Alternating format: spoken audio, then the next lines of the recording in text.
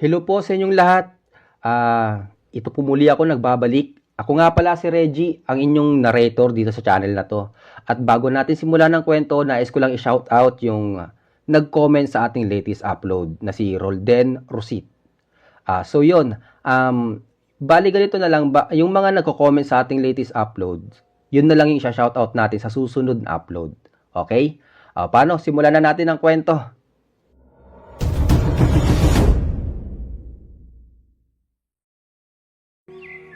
Magandang araw o gabi po sa inyong lahat. Itago na lang po ninyo ako sa pangalang Roland. Ang kwentong aking ilalahad ay hango sa tunay na buhay. Ito ay tungkol sa isang tanyag na kusinero sa aming probinsya noong ako ay bata pa. Tatamando kung siya ay tawagin.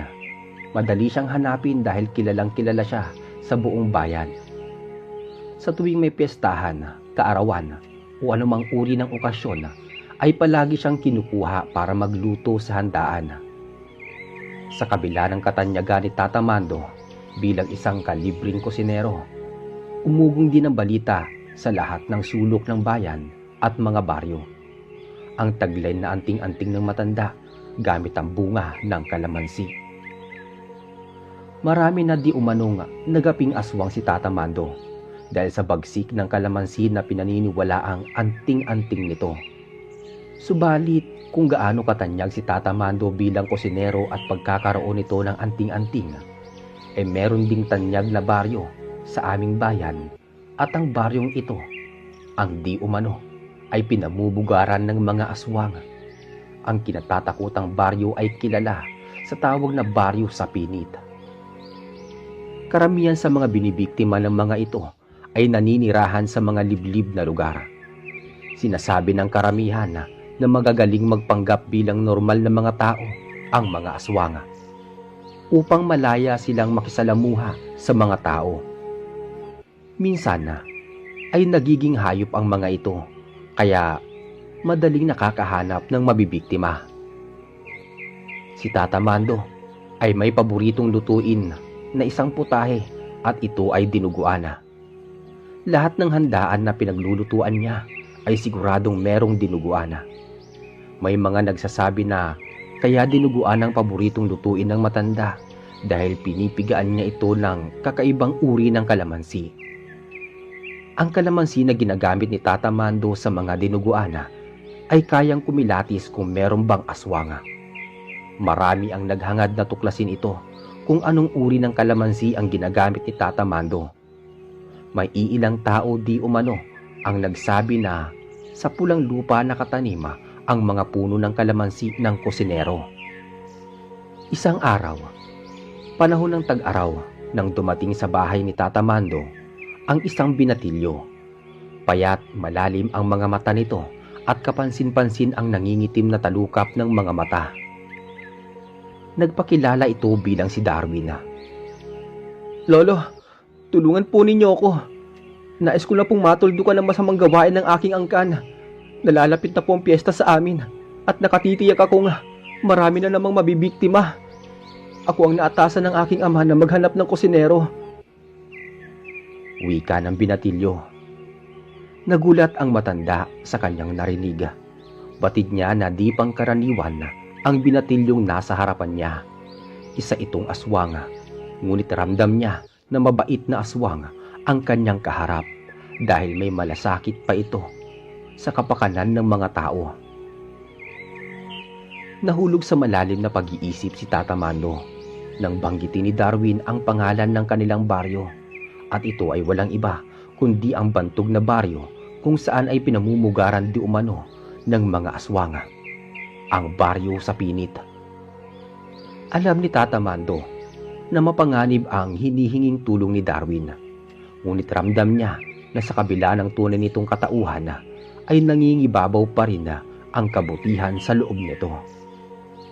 Bueno Tutoy, tulad nga ng sinabi mo na ayaw mo ng marami pang inosenteng buhay ang mapahamak, kaya pumapayag na ako sa gusto mo. Sagot ni Tata Mando. Umaliwalas bigla ang mukha ni Darwin. Maluha-luha itong nagpasalamat sa matanda.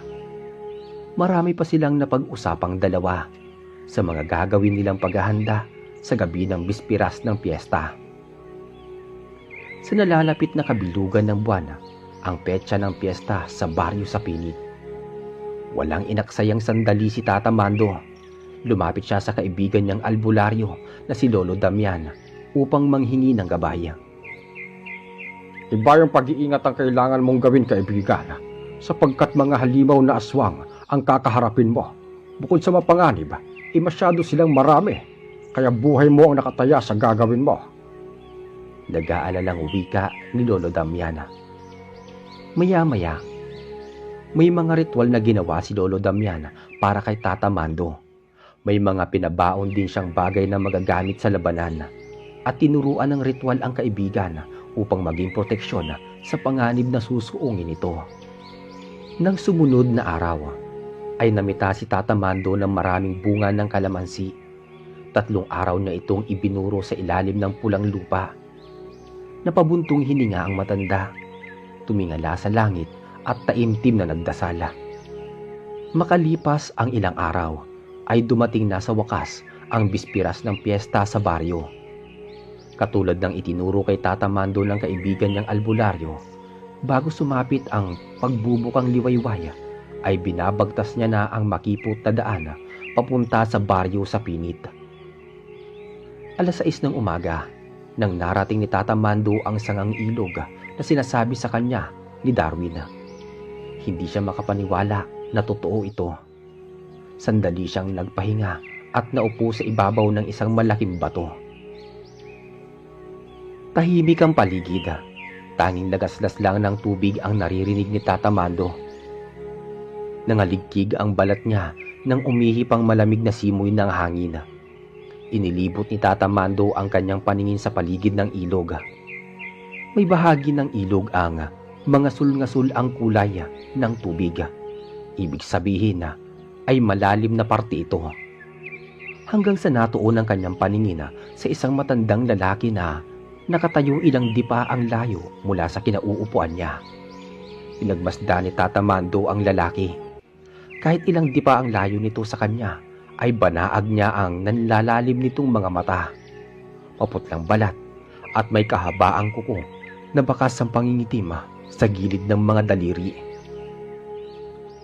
Kung hindi ako nagkakamali, ay isa kang dayo sa aming baryo. Habang may oras ka pa, umalis ka na. Wika ng matandang lalaki. Biglang may nagliparang mga ibon sa bandang likuran ni Tata Mando, kaya napalingon siya. Nang muli siyang humarap sa matanda, ay bigla naman itong nawala sa kinatatayuan neto. Napaisip siya kung bakit binalaan siya nito, gayong nakatitiyak siya na isa ding aswang ang matanda. Nagpatuloy sa paglalakad si Tata Mando papunta sa loob ng baryo sa Pinit. Malayo pa lang ay dinig na ni Tata Mando ang malakas na iyakan ng mga kinakatay na baboy, hanggang sa narating niya ang bukana ng baryo. Sinalubong siya ng mapanuring tingin na matatalim at may mababagsik na mga mata ng mga taong naninirahan sa baryo sa Pinit. Huminga siya ng malalim at kampanting naglakad sa gitna ng baku-bakong kalsada. Hinahanap niya ang bahay na tugma sa sinabi ni Darwin. Maya-maya pa,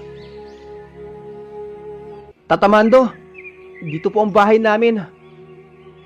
Sigaw nang nagpahinto sa kanya sa paglalakad. Napangiti si Tata Mando nang makita si Darwin. Masaya siyang sinalubong ng binatilyo. Nagpasalamat ito sa kanyang pagdating sa kabila ng panganib. Nagpatiuna si Darwin sa paglalakad papunta sa bahay nito. Hanggang sa huminto na sila sa isang malawak na bakuran.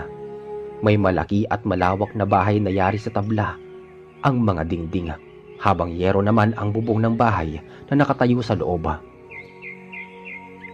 Mabilis na naramdaman ni Tata Mando ang malalakas na presensya mula sa loob ng bahay. Namalayan na lang ni Tata Mando na nasa harapan na siya ng pamilya ni Darwin. Magkakatabi sa upuan na kawayan. Nandoon ang mag-asawa, habang nakatayo naman sa gilid ng mga ito ang 4 pang kapatid ni Darwin. "Itay, inay, siya po si Tata Mando, ang nakuha kong kusinero." Magalang na pagpapakilala ng binatilyo. Maligayang pagdating sa aming baryo, Tata Mando. Salamat sa pagpapaunlak mo sa anak ko para magluto sa espesyal na okasyong ito. Wika ni Mang Satura, ang ama ni Darwin. Matipuno at mukhang malakas ang ama ni Darwin na si Mang Satura. Tulad ni Darwin ay nangingitim din ang talukap ng mga mata ng magulang at mga kapatid neto. Samantala, tahimik ngunit mapagmasid naman ang ina ng binatilyo. Nang mga sandaling yon, pakiramdam ni Tata Mando ay nanunuot sa kaluluwa niya ang titig ng pamilya ni Darwin. Magaling magtago ng nararamdaman si Tata Mando. Kahit kinakabahan siya ng mga sandaling yon ay nagawa pa niyang ngumiti sa harapan ng mga aswang na nagpapanggap ng mga tao. Nananatiling bukas ang mga mata at tenga ng kusinero sa paligid. Walang duda na aswang nga ang kanyang mga kaharap. Dahil sa nararamdaman niya na umiinit ang kanyang palad bago pa siya dumating sa baryo, ay palihim niya nang hinawakan ang isang kalamansi sa kanyang kanang kamay. Ang sanhi ng pag-init nito ay ang nagpapahiwatig na may mga aswang sa buong paligid. Pasimpleng ipinasok ni Tata Mando ang kanang kamay sa bulsa ng suot niyang pantalong kupas. Binitawan niya ang kalamansi at sumunod sa pamilya papasok sa loob ng bahay. Humanga si Tata Mando sa pamilya dahil sa bungad pa lang ng pintuan ay nakita niyang masinop ang mga taong nakatira. Di aakalain ng sino man na aswang ang naninirahan dito. Malinis at maaliwalas ang sala. Presko ang paligid at ilang sandali pa ay niyaya na ni Mang Satura sa kusina si Tata Mando. 5 katawan ng naglalakihang baboy ang nakita ni Tata Mando na nakasabit sa itaas ng malaking mesang tadtaran.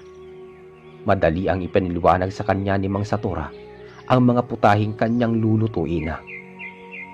Hindi na nagulat si Tata Mando nang mahigpit na ipinagbawal ni Mang Satura ang paggamit ng kalamansi sa kahit na anong putahin na lulutuin niya.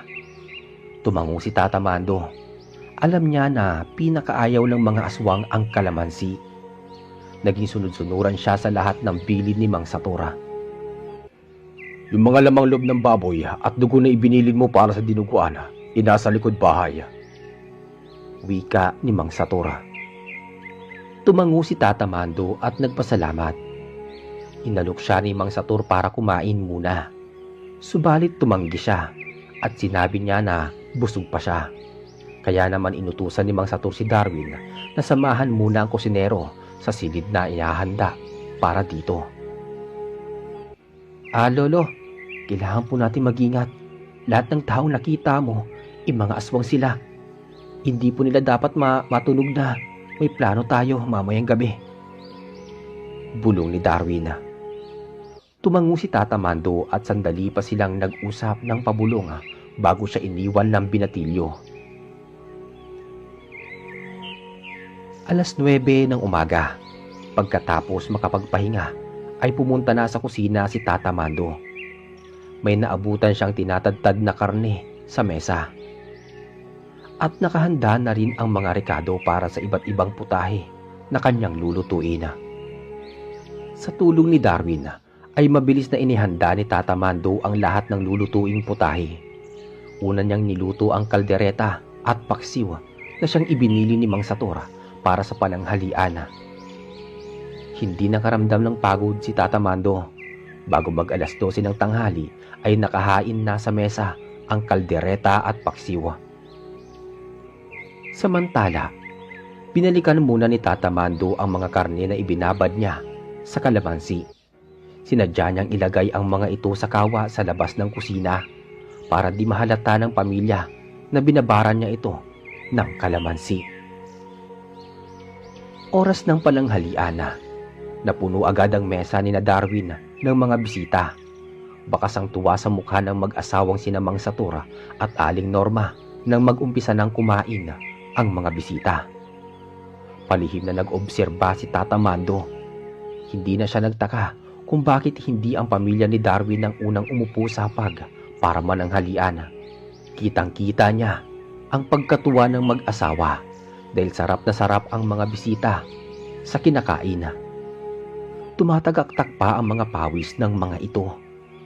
Sa isip ni Tata Mando na di talaga kakain ang pamilya ni Darwin, nagpapagutom talaga ang mga aswang. Kaya mga bisita ang binubusog nila dahil inilalaan ng mga aswang ang kanilang tiyan sa karne ng mga taong bisita nila. Pagsapit ng gabi, ang mga ito ang magsisilbi nilang handa at hapunan para sa bisperas ng pista. Samantala, tahimik at kinakabahan si Darwin habang pinagmamasdan ang mga magulang niya. May kirot man sa kanyang puso dahil sa plano nila ni Tata Mando sa gabing yun, ngunit alam ng binatilyo na yun ang nararapat para sa kaligtasan ng nakararami. Walang kamalay-malay ang kanyang pamilya, maging ang buong baryo nila na yun na ang magiging huling piyesta sa kanilang baryo. Pagkatapos maihanda ni Tata Mando ang rekado ng iba pang putahe, pasimple niyang tinawag si Darwin. Nag-usap sila sa kwarto. May pinapagawa siyang mahalagang bagay sa binatilyo. Bumalatay ang takot sa mukha ni Darwin sa sinabi ni Tata Mando. Inutusan siya nito na ikalat sa bawat sulok ng baryo ang mga hinanda niyang kalamansi na may ritual pangontra sa mga aswang. Huwag ka matakot, Apo. Titiyakin kong hindi ka masasaktan kahit hawakan mo pa ang mga kalamansi. 3:00 ng hapon, lumabas ng bahay nila si Darwin. Dala ang lumang basket. Nagpaalam siya sa kanyang mga magulang na mangunguha lang siya ng kahoy panggatong. Subalit lingid sa kaalaman ng lahat, pasimple niyang hinahagisan ng kalamansi ang bawat sulok ng buong baryo. 4:00 ng hapon, nasa silid na ang mga magulang ni Darwin. Lahat ng kanyang kapatid pati, magkakatabi silang nakaupo at nagmamasid sa bintana sa mga taong nasa labas ng bahay nila. Bakas ang matinding gutom na nararamdaman ng bawat miyembro ng pamilya, ngunit kailangan pa nilang magtiis hanggang gabi. Bandang 6:00 ng hapon nang matapos ng lutuin ni Tata Mando ang 3 putahe kasama ang dinuguan para sa hapunan, pabulong siyang nilapitan ni Darwin at sinabi na nagawa na nito nang maayos ang utos niya.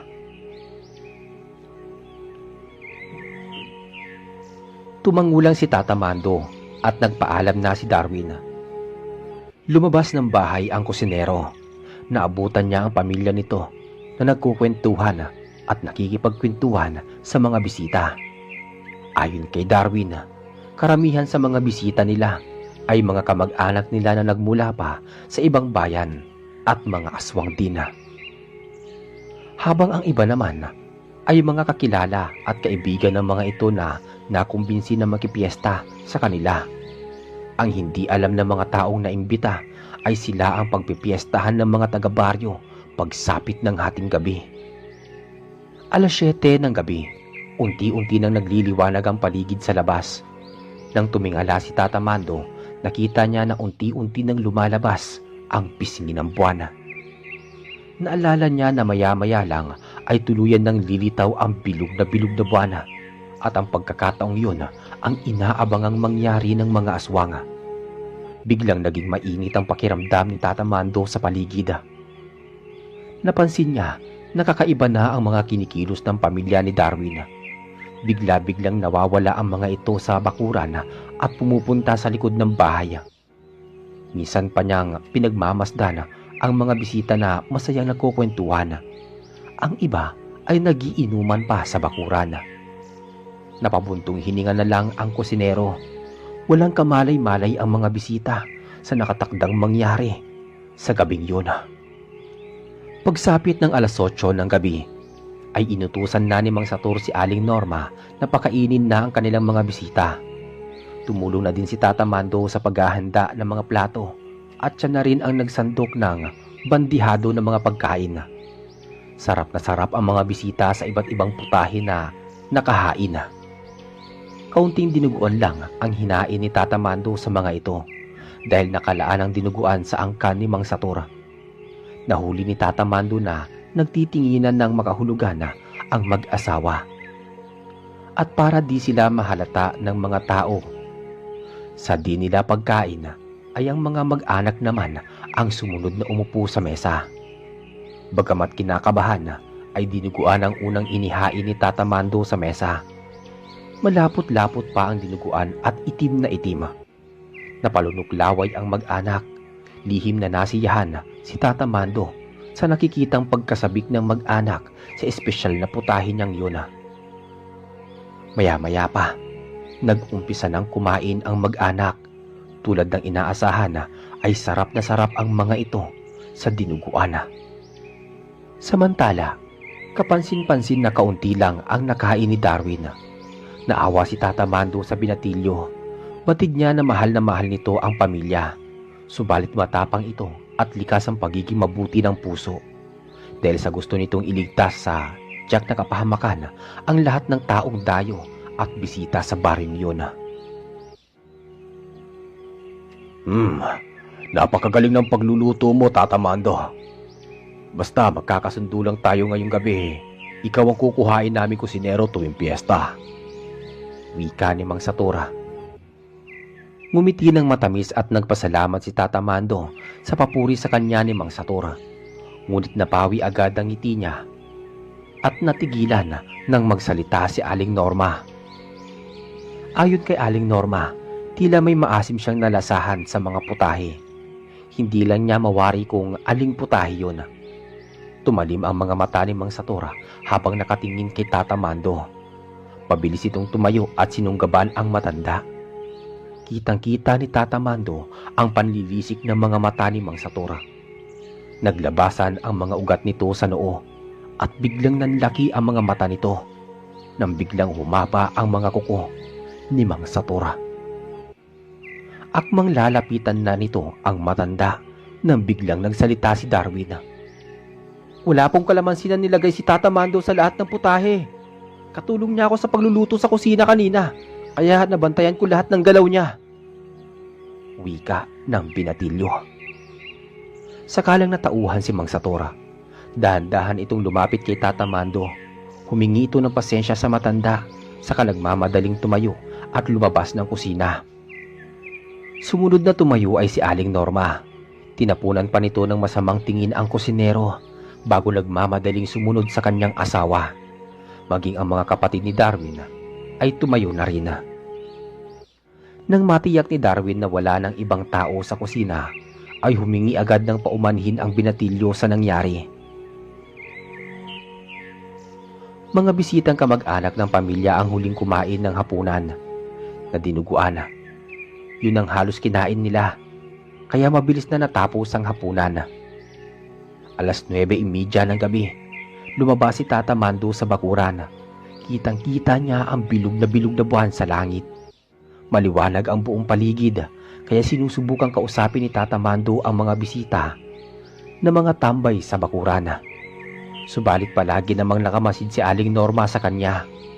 Panay na ang bulungan ng mga kamag-anak ng pamilya niya, habang nakatingin sa mga bisita na walang kamalay-malay sa masamang plano ng mga aswang. Ramdam ni Tata Mando na nagdududa sa kanya si Aling Norma, kaya iba yung pag-iingat ang ginawa niya upang hindi magkamali sa kanilang plano ni Darwin. Dahil hindi lang buhay niya ang nakataya sa gabing yun, higit sa lahat ay ang buhay ng mga inosenteng tao na nanduroon sa piyesta. Nagpa siya nang pumasok sa silid si Tata Mando. Hindi siya mapakali at kabado. Mabilis niyang inihanda ang mga kalamansi. Pasimple niyang nilagyan ng kalamansi ang bawat sulok ng bahay. Pagkatapos ay nagmamadali niyang inihanda ang mga gamit na kanyang kakailanganin. Ilang oras na lang ay magaganap na ang matinding sagupaan. Nag-umpisa ng magritual ang kusinero. Piniga ni Tata Mando sa isang garapon ang mga kalamansi na dala niya. Bagya pa siyang naubo sa tapang na amoy nito. Pinaghalong katas ng kalamansi, dagta ng kahoy, asopre at kamandag ng ahas. Napabuga sa hangin si Tata Mando. Ilang oras na lang ay tatalab na ang epekto ng kalamansing inihalo niya sa dinuguan. Tanging mga aswang lang ang makakaramdam ng epekto neto, habang walang masamang epekto naman para sa mga taong nakakain ng dinuguan. Pagkatapos mag-orasyon, Dahil hindi pa naman nakakaramdam ng antok si Tata Mando, ay nagpa siya siyang lumabas ng kwarto. Naabutan niya sa kusina si Aling Norma. Abala ito sa pagtikim sa mga putahe na nakalagay sa mga kasirola. Malakas ang pakiramdam ng aswang, kaya nararamdaman agad ng ginang ang presensya ni Tata Mando. Dahan-dahan itong bumaling ng tingin kay Tata Mando, humakbang palapit sa matanda at bumulong na alam umano ng ginang ang ginawa ni Tata Mando. Hindi nagpahalata si Tata Mando. May palagay siya na hinuhuli lang siya ng ginang. Pinalaan pa siya ni Aling Norma na hindi sila yung tipo ng mga nilalang na madaling magapi. Nananatiling tahimik ang matanda hanggang sa umalis ang ginang. 11:00 na ng gabi. Malalim na ang gabi kaya karamihan sa mga bisita ng mga taga-baryo ay mga tulog na. Nakakakilabot ang katahimikan sa labas ng bawat bahay. Si Tata Mando naman ay handang-handa na kahit anuman ang mangyari sa susunod na mga oras. Mula sa maliit na bintana ng kwarto ay tahimik na nagmamasid si Tata Mando sa labas ng bahay. Maya-maya bigla siyang kinabahan nang makarinig ng kaluskos na nagmumula sa labas. Dahan-dahan siyang lumapit pa sa siwang ng bintana at sinilip kung ano ang nagaganap. Ganun na lang ang panlalaki ng mga mata ni Tata Mando nang makita niyang nag-iipon-ipon sa labas ng bahay ang pamilya ni Darwin. Pigil halos ang paghinga niya sa kaba na baka may makapansin sa kanya. Ilang sandali pa ang lumipas. Bumukas ang tarangkahan at napakislot si Tata Mando nang makita na may grupo ng mga kalalakihan ang dumating. Pawang nakasuot ng kulay itim na damit ang kalalakihang to. At ang higit na nakakatawag ng pansin ni Tata Mando ay ang isang matandang lalaki na siyang nangunguna sa grupo. Masayang sinalubong ng mag-asawa ang mga ito. Nag-usap sandali pagkatapos ay sabay-sabay na naglakad papunta sa likod bahay. Maingat naman ang lumabas ng silid si Tata Mando. Tumiretso siya sa kusina, ngunit bigla siyang napatras nang may nakita siyang isang figura ng lalaki. Nakatalikod ang lalaki, nakahubad ng damit na pantaas, kaya kitang-kita ni Tata Mando ang mabilis na pagkakaroon ng makakapal na balahibo sa kamay at paa ng lalaki. Muntik nang mapasigaw ang kusinero nang biglang lumingon ito sa kinaroroonan niya. Mabuti na lang may nagsigawan sa labas ng bahay, kaya nabaling ang atensyon ng aswang sa mga ingay na yon. Biglang tumalo ng aswang palabas ng kusina. Si Tata Mando naman ay nagmamadaling bumalik sa kanyang silid. Isinarado niyang mabuti ang pintuan, ngunit nakarinig siya ng marahas na pagkalmot sa dingding, kaya lumayo siya ng bahagya sa bintana. Samantala, isang nakakatakot na ritual ang naganap sa likod ng bahay ni Darwin. May bagong panganak na sanggol ang kakawag-kawag ang kamay habang nakahiga ito sa malaking mesa. Duguan pa ang sanggol at walang anumang saplot. Mula sa kwarto ay dinig na dinig ni Tata Mando ang iyak ng sanggol. Dahan-dahan siyang lumabas ng kwarto, bitbit ang basket na may lamang garapon at iba pang sandata laban sa mga aswang. Una niyang sinilip ang mga bisita sa labas ng bakuran. Nanlaki ang mga mata niya nang makitang halos lahat ay nakagapos at may takip na ng mga tela sa bibig. Bakas ang matinding takot sa muka ng mga bisita. Hanggang sa nakarinig siya ng impit na daing mula sa gilid ng bahay. Hinanap ni Tata Mando ang pinagmumula ng boses. Muntik na siyang mapasigaw nang makita ang isang babaeng nakabulagta, duguan at wakwakang tiyan. Naisip ni Tata Mando na anak ng babae ang sanggol na narinig niyang umiiyak sa likod bahay. Mula sa bakuran ay dahan-dahan siyang naglakad papunta sa likod bahay. Una niyang nakita ang grupo ng mga taong nakasuot lahat ng itim na damit at nakaluhod sa lupa, habang may isang itim na anito sa isang altar.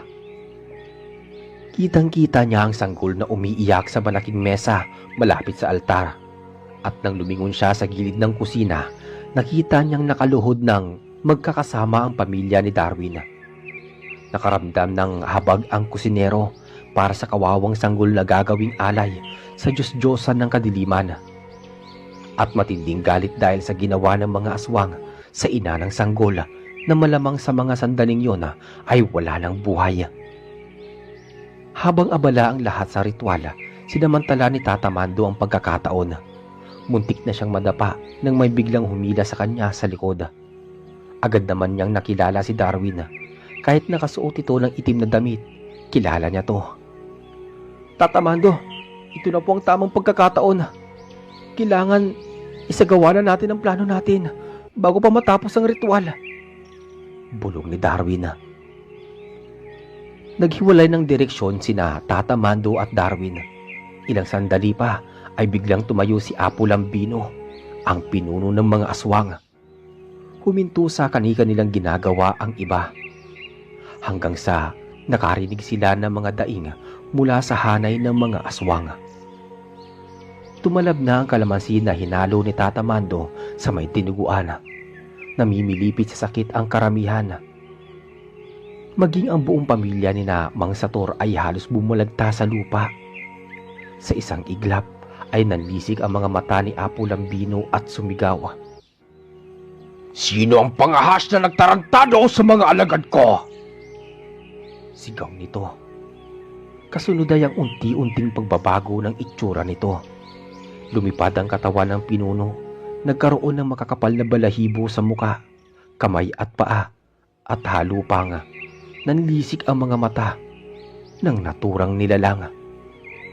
Sumunod ang mabilis na pagtulis ng mahaba nitong kuko at lalo pang umangil ang aswang na pinuno nang matitigan ang sanggol sa mesa. Maging ang iba pang kasapi ay naging aswang na rin. Sa patuloy na pananakit ng tiyan at panghihina ng tuhod ng ibang miyembro, may mga grupo pa ang biglang dumating sa bakuran ng bahay ni na Darwin. Subalit ng kanilang lapitan, ang mga bisita na nakatali ay biglang may kung anong pwersa ang humarang sa harapan ng mga ito. Lumitaw mula sa likuran si Tata Mando, hawak ang garapon na may katas ng kalamansi. Mabilis niyang sinabuyan ang mga aswang. Sumigaw sa sobrang sakit ang mga ito. Kitang-kita nila na nagiging malalaking sugat sa balat at malalim ang parte ng katawan nila na nawisikan ng kalamansi. Sinasabi ko na nga ba, tanda, na ikaw ang traidor, kaya nararapat lang na ibigay sa iyo ang pinakamasakit na kamatayan.